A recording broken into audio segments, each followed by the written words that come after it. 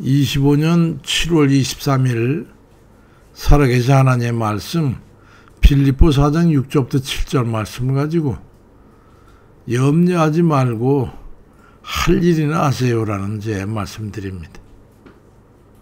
하라는 것은 안 하고 하지 말라는 것은 하는 굳이 그런 이들이 너무 많은 것 같습니다. 하라는 것은 무엇이고 하지 말라는 건 무엇이길래 그렇겠습니까? 하라는 것은 기도이고 하지 말라는 것은 염려, 근심, 걱정 같은 것이죠. 하라는 것은 해야 하고 하면 할수록 생산적이기 때문이고 하지 말라는 것은 해봐야 무익하고 할수록 해를 입기 때문이죠. 기도는 하면 할수록 능력을 힘입게 되고 이루는 것이 있고 더하는 것뿐이기 때문에 해야 되는 것이고 염려, 근심, 걱정 같은 거는 하면 할수록 신체적인 부분에까지 해를 끼치게 돼가지고 비장이 상하고 불면증이 오고 위장장애로 인해가지고 위산과다 궤양까지 영향을 끼치게 돼가지고 큰 병에까지 이르게 되기 때문에 하지 말아야 되고 떨쳐버리고 물리쳐야 하는 아주 괴악한 것이죠. 그래서 악한 마귀는 우리를 속박하기 위해서 온갖 염려, 근심, 걱정 같은 것으로 지배력을 확대하려고 온갖 가진 방법을 다 동원하는 거예요. 그래서 하나님께서 우리를 향해서 염려, 근심, 걱정 같은 거 하지 말라고 강력하게 공고하시고 반면에 악한 마귀는 할 수 있는 한 염려, 근심, 걱정 같은 걸 할 수만 있으면 되도록 많이 하라고 우리를 겁박하고 유혹하고 겁을 주고 상식과 지식과 경험과 생각과 정신과 마음을 통해서 우리를 사로잡아가고 있는 거예요. 이거를 잘 알아야 돼요. 그럼 누구를 따를 것인가? 이걸 결정하는 게 신앙의 성패를 결정짓게 되는 겁니다. 지속해서 염려하는 거 이건 불신입니다. 염려, 근심, 걱정 같은 걸 잡히게 되면요 하나님께서 기뻐하지는 않죠. 염려, 근심, 걱정 같은 패거리가 있는데요. 그건 불안과 두려움이나 부정적 사고나 패배주의 같은 이런 게 또 염려, 근심, 걱정하고 한 패거리예요. 이런 것을 가까이 두지 않고 따르지 않기를 마음에 작정하고 실행하시기 바랍니다. 이건 꼭 잊어버리지 마세요. 무슨 일이 생기면 염려, 근심, 걱정 같은 걸 하지 않을 수가 그는 없지요. 그러기는 어렵지만은 그렇지만 그에 사로잡혀가지고 마땅히 해야 될 일은 뒷전으로 던져버리고 하지 말라는 염려, 근심, 걱정 같은 거에 매달려가지고 끌려가게 되면 그건 틀려버리는 거예요. 인생이 뒤틀려버려요.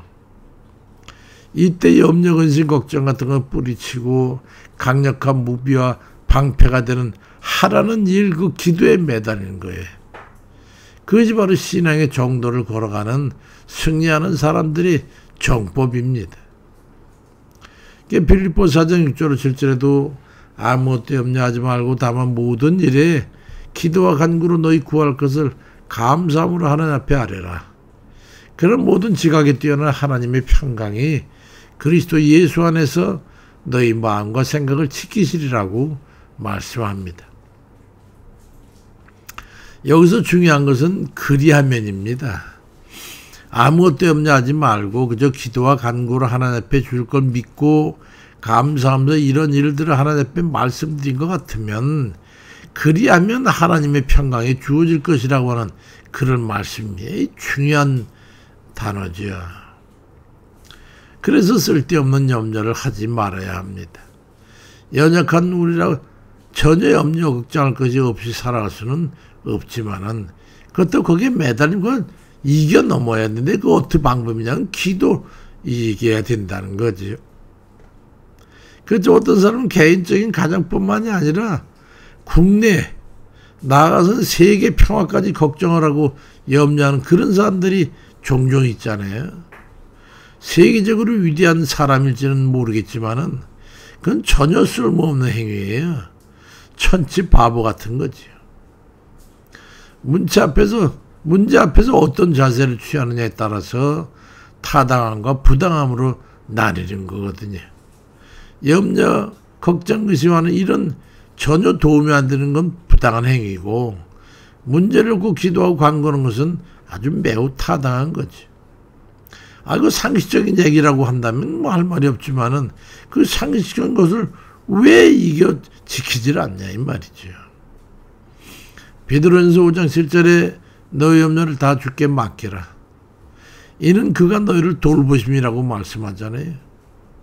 우리가 하나님께 염려를 맡기는 것은 그분께서 친히 우리를 돌보고 계신다는 믿음을 가지고 하는 것이고, 주님께서 우리의 모든 삶을 책임지신다고 하는 믿음을 가지고 기도하는 거 아니겠어요? 그것이 우리의 능력이 되는 거예요. 그런가 하면 시편 34편 4절에도 내가 여호와께 간구하매 내게 응답하시고 내 모든 두려움에서 나를 건지셨도다 말씀합니다.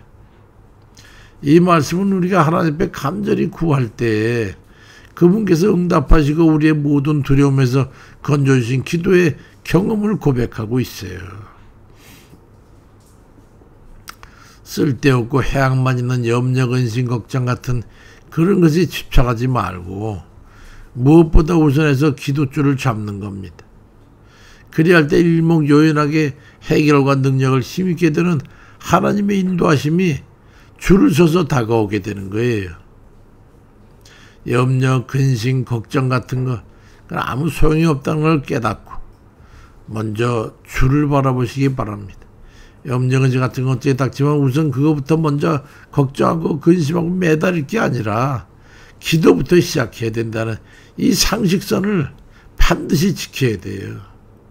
판에 박힌 말이라고 여기지 말고 현실적으로 아무 소용이 없는 염려, 근심, 걱정 같은 거 그걸 먼저 하지 말고 그럴 시간 있으면 정신 있으면 위급하고 간절한 만큼 엎드려서 기도부터 먼저 하고 간구하세요. 이것을 습관하고 주를 의지하지 않는 한 그 인생은 좋은 날 보긴 어렵습니다. 여호사밧 왕의 간구를 기억해 보십시오. 거기 답이 있어. 역대하 20장 10절에 어찌할 바를 알지 못하옵고 오직 주만 바라보나이다. 그게 우리의 현 상황이 되는 거죠. 어찌할 바를 알지 못하고 걱정 의심 되니까 오직 주만 바라보는 그 상황으로부터 시작되는 거예요. 대부분의 염려와 걱정거리는 우리 힘으로 어쩔 수 없잖아요. 오늘이 평범하고 평안합니까? 그렇다고 아무 일 없다고요? 아니에요. 가장 조심할 때, 그럴 때 와인 들고 노래방에 가서 흔들 생각하지 말고 기분 내고 흥겨운 마음에 먹고 마실 생각부터 하고 그런 거 하면 먼저 다 틀려버리는 거예요. 감사와 찬송할 때예요. 제가 가까이 아는 한 사람이 있는데 그는 하루에 여러 차례 즐겁고 또 때로는 간구 섞이고 또 때로는 감사하는 그런 찬송을 너댓 시간씩 합니다. 그저 문제와 위기가 옵니까? 그러면 그런 몸빼바지 걷어붙이고 기도에 몰입하는 거예요. 그러니까 그의 삶은 찬송과 기도가 양축을 해가지고 공격과 방해를 함께 하고 있는 거예요. 그의 삶이 그 결과를 증거하고 있어. 야고보 5장 13절에도 너희 중에 고난당한 자가 있느냐? 그건 기도할 것이고, 그럼 반대로 즐거워하는 자가 있느냐? 그건 찬송할지라. 그러니까 사태를 대처하는 데는 기도와 찬송이 양축이 되는 거예요. 공격과 방어, 창과 방패, 이게 되는 거예요. 이게 정답입니다. 말씀대로만 실행해 보세요. 그렇지만 고난당한 자가 있냐 그런 기도할 것이라고 하는 이 말씀은 우리가 어렵거나 힘든 상황에 부딪힐 때 곧바로 우리의 짐을 주님께 내려놓고 위로와 지혜 그리고 해결을 얻게 기도의 자리로 나가야 함을 명백히 말씀하고 있는 거예요. 거기다가 즐거워하는 자가 아니라 그런 찬송할지라는 이 말씀은 우리에게 주신 복에 대한 감사의 표현이고 하나님께 영광을 돌리는 행위인 겁니다. 모든 게 원만하고 즐겁고 감사한 삶이 주어져 있을 때 그때가 위험할 때이기 때문에 더 조심해야 하는데 찬양으로 보호하라는 것. 이것을 간과해서는 안 됩니다. 고린도전서 10장 12절에 그런즉 손주로 생각하는 자는 넘어지가 조심하라고 말씀합니다. 염려, 근심, 걱정 같은 거 하지 말고 오직 주만 바라보고 찬양과 기도와 간구하심으로 여호와의 인도하심과 구원을 얻는 그런 이들이 다 되시기를 주의 이름으로 축원드립니다. 아버지, 우리 모든 사정과 형편을 아시는 주님, 우리 개인과 우리 가정도 문제이지만 지금 우리 앞에 있는 것은 더 큰 정말로 위험하고 정말로 한탄되고 걱정되고 근심되는 문제가 있습니다. 나라가 망했다고 2번씩이나 말씀하신 주님 말씀을 기억하고 아버지, 밤잠을 제대로 못 자며 기도하는 우리 모두의 기도를 하나님 들으시옵소서. 나라를 망해자 하는 자들이 앞장서서 아버지, 나는 혼란스럽고 멸망의 근적에 저들을 이끌어가는데 아무 대책도 없고 아버지, 이끌어가는 지도자도 아버지 단합도 연합도 없는 아무 대책도 없는 이 땅에 주님 너무도 염려스러운 가운데 있습니다.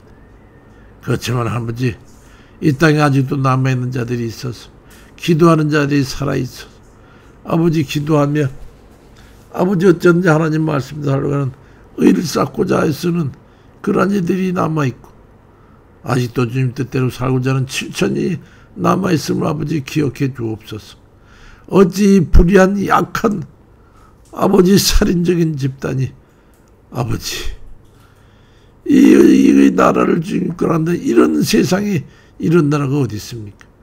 세계에서도 이런 나라가 어디 있습니까? 이 백성이 나라를 굳이 살피시고 있지 마옵시고 구원해 주옵소서.